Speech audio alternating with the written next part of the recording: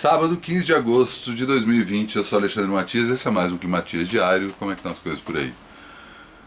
Aqui o tempo esfriou, nublou, até choveu. Mas tava precisando chover, né? Foi bom, o clima tava muito seco, o tempo tava falando que, pô, bebe água aí, né? Mas enfim, né?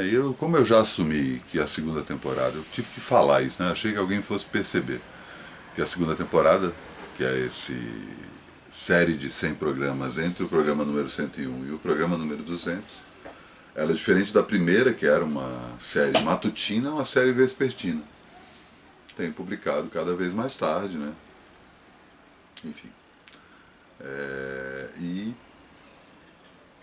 achei que as pessoas fossem perceber. Eu tive que contar isso, mas tudo bem, né? Aos poucos as pessoas vão se ligando que tem algumas transformações que vão acontecendo aqui que não necessariamente são só os programas extra, né? Porque muita gente achou que as grandes novidades da segunda temporada do Climatias eram os programas a mais que eu criei além do programa diário, mas tipo, o título mudou, né? Agora eu tenho o título da obra, estou colocando aí o sábado como dia de uma obra audiovisual com música, né? Misturando cinema e música de alguma forma, que era uma coisa que não tinha.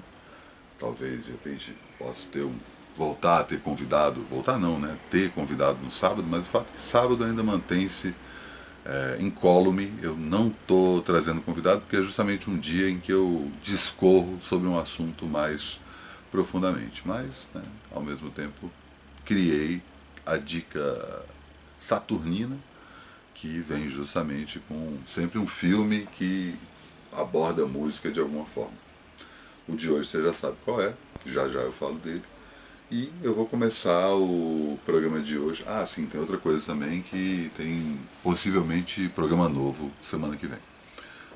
E os programas novos, você sabe que eles abrem para a galera depois. Quem colabora com o meu trabalho, quem quer colaborar com o meu trabalho, manda um salve lá no trabalhosujoporemail@gmail.com. Recebe toda sexta-feira ali um e-mail com todos os links dos programas da semana seguinte. Tenho trabalhado muito com isso, a exclusividade.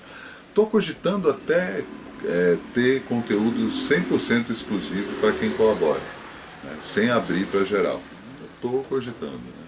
O YouTube acabou de abrir para mim a possibilidade de ter membros do YouTube para tanto pagar para o meu trabalho via YouTube e ao mesmo tempo eu poder criar conteúdos exclusivos, né, vídeos exclusivos para quem colabora via YouTube. Ainda estou trabalhando com isso. A própria ideia do apoio contínuo, estou empacado no texto, que é aquela coisa, né? Estou escrevendo um texto sobre me vender. Falar aqui de alguma forma é mais fácil, né? Depois até vou falar um pouco mais sobre essa questão da oralidade da época que a gente está vivendo, né?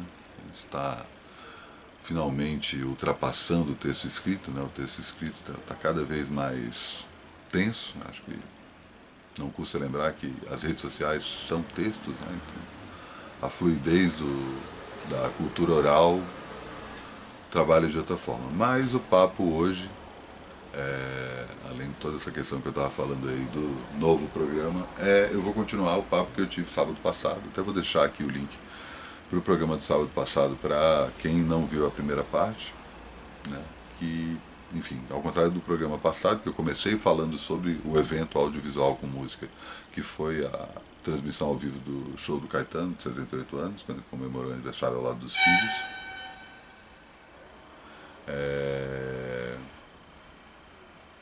Eu comecei falando disso e deixei para falar sobre o assunto principal depois. Eu vou inverter agora. Eu vou começar sobre esse assunto e eu não vou continuar me aprofundando tanto, que eu estou jogando aqui alguns temas relacionados a esse tema principal, que é a diferença entre gerações.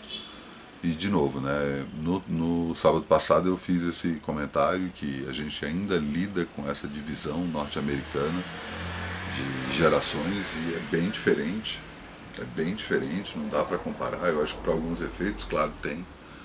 Mas, por exemplo, a geração digital norte-americana começa nos anos 80, quando os computadores começam a entrar na casa das pessoas e aos poucos as pessoas começam a entrar na internet. Isso não aconteceu no Brasil. Isso acontece no Brasil de fato a partir dos anos 90. Primeiro com o Collor liberando as importações, porque antes só dava para ter Itautec ou Brasoft. Tinha essa coisa que a ditadura militar colocou também, né, de impedir importação para estimular a indústria local, quando na verdade tipo, 2 ou 3 amigo de milico ia para a gringa, comprava qualquer tipo de produto, fazia uma engenharia reversa, entendia como é que funcionava o computador e criava o seu próprio computador para vender para o público brasileiro. Normalmente eram umas tosqueiras. Né? Então, nos anos 80 que você tem uma coisa, a entrada do conceito digital no mundo, especificamente puxado pela revolução digital que acontece nos Estados Unidos, isso vai ecoar no Brasil 10 anos depois. Ao mesmo tempo que você tem a popularização da web, né? Ao mesmo tempo que você tem as pessoas aos poucos começando a se autopublicar, que era uma coisa que não acontecia nos anos 80. Então já tem essa mudança. E você compara toda essa questão de contracultura. Se pensar, por exemplo, a divisão norte-americana, né, que tem nos anos 60, estou generalizando, claro, né, mas nos anos 60 tinha toda a coisa do hippie. Nos anos 70 você tem toda a coisa da cultura disco, do hard rock, o glam. E nos anos 80 essa coisa do yuppie, do pop com P maiúsculo, sabe? E no Brasil tudo isso aconteceu ao mesmo tempo nos anos 80. Os anos 60 e os anos 70, salvo algumas exceções específicas que bem ou mal estão na história, o Brasil ainda estava nos anos 50. Saca? O Brasil ainda era um país super conservador, ainda é, né, até hoje, não precisa nem falar disso, mas mais do que, acho que o país, tá, esse é justamente o papo do DM com o Dodô nessa semana, eu estou abrindo mais tarde aí, nesse sábado, e a gente fala bastante sobre isso, né,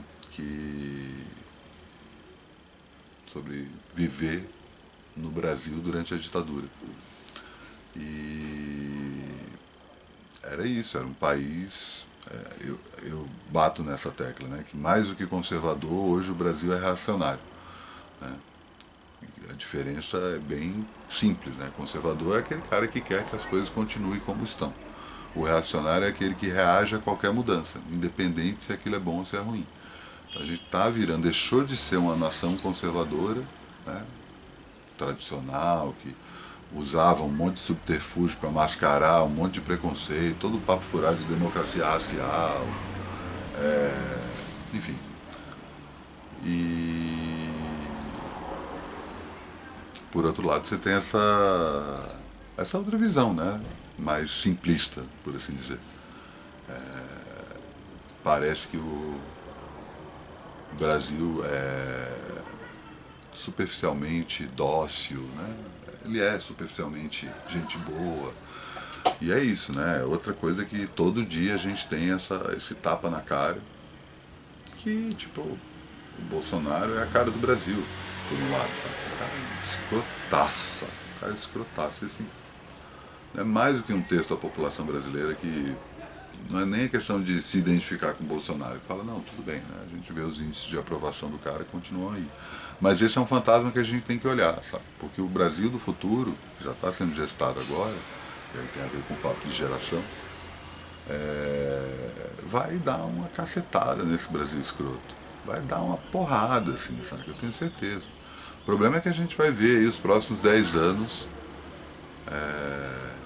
nessa paranoia deprê que está afundando e destruindo o país como nação. Né? Eu não acho que a gente chegue a um ponto de cisão política, né? De você ter um país dividido. Eu acho que a gente pode até chegar no limite disso. Isso vira a ser um assunto de fato, mais do que aquela coisa alegórica de paulistano querendo separar São Paulo, ou gaúcho querendo separar Rio Grande do Sul, ou aquele papo do sulito, né? Que é a separação da região sul do país, do resto do Brasil, que sempre teve, mas sempre de uma forma quase pitoresca, né, por assim dizer. Eu acho que a gente pode chegar num ponto ali que está ali no limite, que realmente, sabe, não sei se a gente chega propriamente numa guerra civil, eu acho que os parâmetros são outros hoje em dia. Mas eu acho que no fim das contas eu sou otimista com o futuro do Brasil, mas não a médio prazo. Sabe? Eu acho que a médio prazo a gente vai estar nesse mar de lama porque a gente tem que saber o que é o Brasil de fato. E aí cai nesse meu ponto das gerações, que é, e aí tem a ver com o que eu estava falando na primeira aula. Na primeira aula, ó, é o ato falho. na fala do sábado passado. Professor. Que piada. Certo? Falo basicamente porque eu estou fazendo esse curso na Casa Guilherme de Almeida e estou devendo aqui uns cursos também. Não sei se é curso, enfim. Já discuti sobre qual rótulo que eu dou para esse tipo de troca de conhecimento, porque esse papel de professor para mim distancia, saca? Eu prefiro horizontalizar essa discussão. Mas enfim, isso é outro papo. Mas assim, eu estava fazendo essa divisão de gerações e aí fizeram comentários sobre a questão social, né? E aí é fato, assim. Por um lado eu estava reclamando no sábado passado que a geração dos nascidos nos anos 80 e nos anos 90 tende a precisar de alguém que mostre o caminho das pedras da própria vida, enquanto as gerações anteriores, a minha e a anterior à minha, foram lá, meteram as caras e descobriram o que fazer. De um ponto de vista social, não, né? De um ponto de vista social, quem está na classe C e que está caindo para a classe D agora, infelizmente, se vira do jeito que dá, sabe? E aí eu acho que tem essa coisa do millennial, é uma questão de classe social também. Não dá para separar uma coisa da outra. Mas eu acho que tem um outro ponto, que é a gente está durante essa pandemia, a gente está durante essa quarentena, esse estado bizarro, saca? Que independente de todo lado bad vibe da história, né? Não quero entrar nos milhares de mortos, não quero entrar nesse lado, mas o fato é, a nossa vida mudou. Né? A nossa vida mudou, talvez para sempre, talvez por um bom tempo, mudou. E o fato é, estamos tendo que nos adaptar a isso. E será que essa não é uma oportunidade da gente começar a olhar para as outras gerações mais do que ter esse sentido de separação, sabe? De tipo, esses millennials isso, ok boomer, saca? Tipo, a gente acaba se menosprezando. E é meio natural isso, é quase tribal, né? As pessoas acabam se identificando umas mais com as outras em determinados assuntos. E aí a gente acaba criando essa sensação de clube, essa sensação de clã, né? De tipo, não, a minha turma não se mistura com essa molecada. Só que tá todo mundo na mesma merda. Eu nem tô falando da merda política. Tá? Também tem a ver com isso. Mas eu não vou levantar aqui, vamos unir as esquerdas, que não acho que é essa discussão. Acho que essa discussão é posterior. É importante e tal, mas o que eu estou falando é, se a gente começa a parar de pensar uns aos outros como simplesmente gerações diferentes, talvez a gente consiga um tipo de diálogo interno que é uma das coisas que faz com que a gente se sinta tão isolado, seja em termos de geração, seja individualmente. Individualmente, não só você sozinho, mas individualmente você com a sua turma. A gente está vivendo nessa época em que o próprio conceito de amizade, né, virou outra coisa, né? O amigo é só uma um rótulo de contato no Facebook, saca? Tipo, principalmente agora, né? Eu ia comentar que amigo é o cara que frequenta a tua casa, mas hoje em dia não dá mais para frequentar a casa dos outros. E, sei lá, amigo também. No papo com a Dani, né? Fiz a entrevista com a Dani Arraes no Bom Saber da Semana, né? Se você colabora com o meu trabalho, já recebeu o link, se não, só quarta-feira que vem. E no papo com a Dani, a gente ficou falando muito disso, que a gente acaba se preocupando com pessoas que a gente mal conhece e as pessoas mais próximas a gente acaba deixando para lá. E principalmente quando as pessoas mais próximas não pertencem à nossa faixa etária, saca? E eu entendo que cada faixa etária acaba se atraindo, sabe? Eu acho que tem coisas de clã mesmo, de turma, de ao mesmo tempo você citar uma referência e a pessoa sacar, saca? Saca? É muito comum hoje você virar e falar assim, pô, Pixies é uma puta banda. E o cara que tem 20 anos a menos fala assim, quem? E nem precisa de um exemplo tão gritante, né? Já aconteceu, tipo, tô discotecando no Festa Solo. E assim, também não entende isso como censura. Se você por acaso fez essa pergunta durante o Festa Solo, eu não estou te censurando, mas para mim é um termômetro muito importante, que é, tipo, eu estava tocando, sei lá, acho que era Superstitious, do Steve Wonder, Fala, cara, que foda esse cara, não conhecia. E assim, não é, porra, como assim? Não conhece? Aí tem, exatamente. Na hora que a gente é confrontado com essa coisa, tipo, porra, o moleque não conhece Stevie Wonder, puta que pariu. A gente já tira da frente. Porque ele não tá no nosso patamar, saca? E aí quem conhece Stevie Wonder fica se achando mais especial. O fato é, quem tem 30 anos hoje começou a curtir música com 10 anos no ano 2000. Olha a quantidade de informação que aconteceu do ano 2000 para cá, em tudo quanto é lugar. Então é muito normal. Quantos discos o Stevie Wonder lançou nos últimos anos que bombaram o nome dele? Sabe qual foi o filme que pegou uma música do Stevie Wonder e fez com que ela voltasse a tocar para uma geração que não conhecia? Então é muito fácil a gente simplesmente. E o mesmo acontece no revés, né? É aquela coisa, tipo, eu até sei diferenciar uma banda emo da outra. Sabe? Eu acho que o My Chemical Romance é a melhor das bandas emo. Mas no fim das contas, saca? Não me toca. E parece que eu tô dizendo que é tudo barulho, é tudo a mesma coisa. É tudo a mesma coisa, do mesmo jeito que Beatles e Rolling Stone é tudo a mesma coisa. Saca? Do mesmo jeito que Caetano e Gil é tudo a mesma coisa. É assim, esteticamente tem a ver, saca? O mesmo período, a mesma época, o mesmo lugar, os mesmos temas, a proximidade, a troca, mas sonoramente é tudo diferente, saca? Cada um tem a sua qualidade, seja o hardcore melódico nos anos 90, seja, sei lá, o tecnopop nos anos 80, e aí a gente acaba criando essas pequenas tribos e menosprezando uns aos outros, principalmente a partir do ponto de vista etário. E tem outras divisões que a gente acaba criando, né? Essa coisa de, então o fulano torce pro time tal, a ciclana não gosta de Velvet, saca? Como assim? Nunca viu Godard, saca? E aí a gente vai criando esses pequenos cercados ao redor da gente dele, que a gente tem pequenas pessoas ali, e assim, tem um monte de gente ali que tá do teu lado que eu tenho certeza que tu perguntar assim, e aí, já viu um Bergman? E aí, já leu Paul Auster? Ou já leu Fernando Sabino, que seja, saca? E você vai ficar chocado, porque a maioria das pessoas não tem as mesmas referências que você. E natural isso, saca?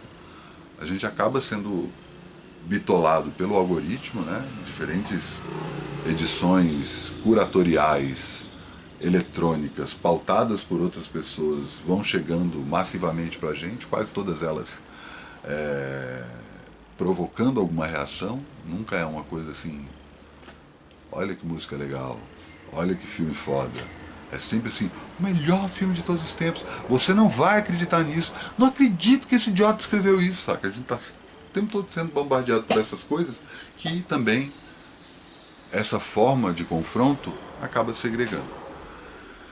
Eu vou continuar esse papo de geração, saca, aqui. Não sei se no próximo sábado, mas enfim, eu acho que é um assunto importante. Eu acho que a gente tem que começar a olhar para as outras gerações e assim, do mesmo jeito que eu estou falando para neguinho da minha faixa etária, que nasceu nos anos 70, para falar assim, olha para a molecada dos anos 80, dos anos 90, dos anos 2000, com outro olhar que não seja condescendência, eu também estou falando para essa molecada mais jovem não olhar para a gente como se fossem uns velhos, parados no tempo, saca?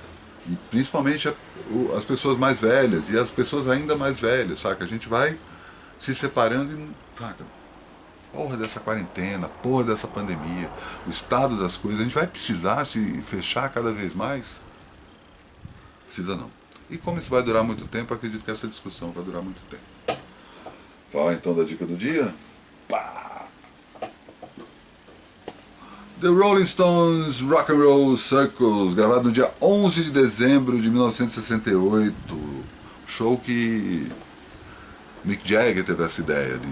Eles lançaram, acho que o Beggars Banquet e falaram assim, vamos fazer um negócio diferente, em vez de simplesmente lançar show, fazer vídeo, vamos fazer um filme. Vamos pegar uma onda como se a gente fizesse o circo do rock and roll. Exatamente esse é o título. E aí eles resolveram chamar uma galera pra... aí você dá pra ver aí, ó. Os caras todos paramentados como atrações circenses. E assim, eles juntam um elenco que é... Primeiro assim, o diretor desse filme é o Michael Lindsay Hogg, que já tinha dirigido alguns vídeos dos Stones, se dava bem com eles. E depois ele vai dirigir o Let It Be, dos Beatles.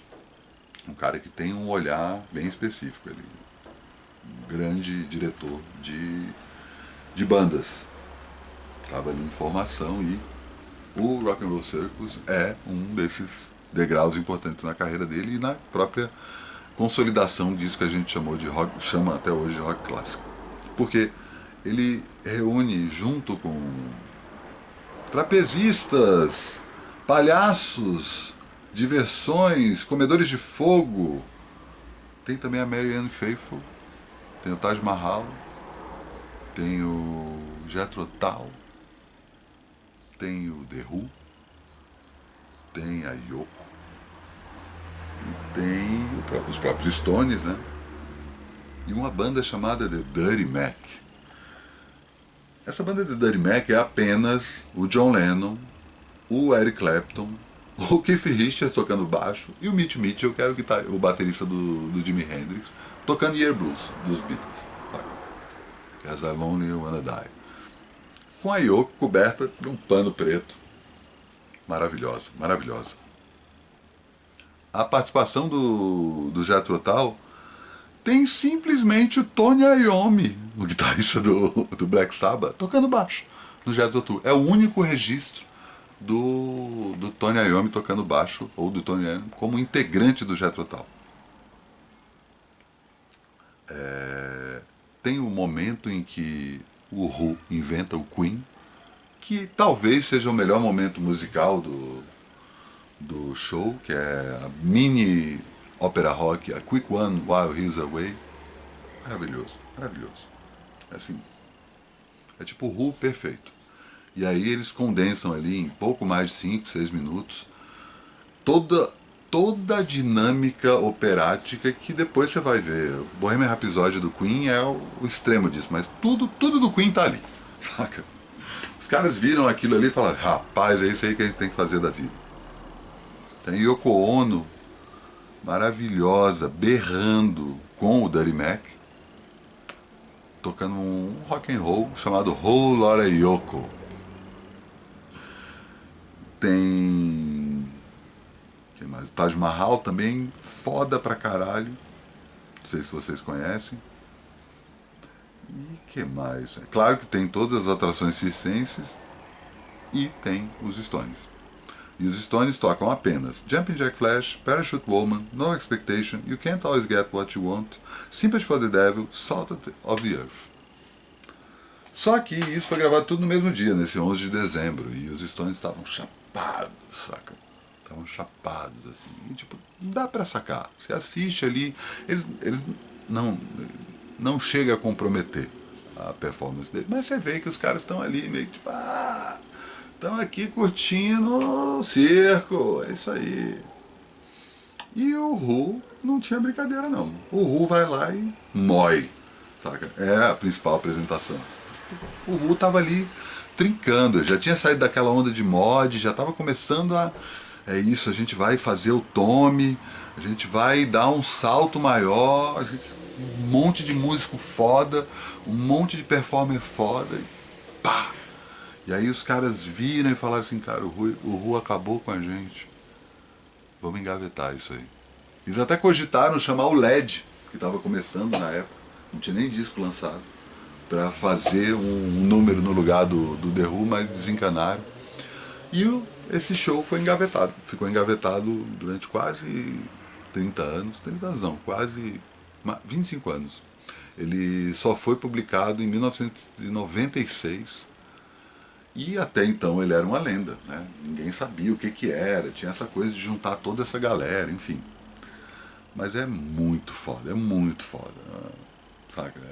Que eles põem ali na TV, aumenta o som, deixa rolar, que é muito foda, vale muito a pena.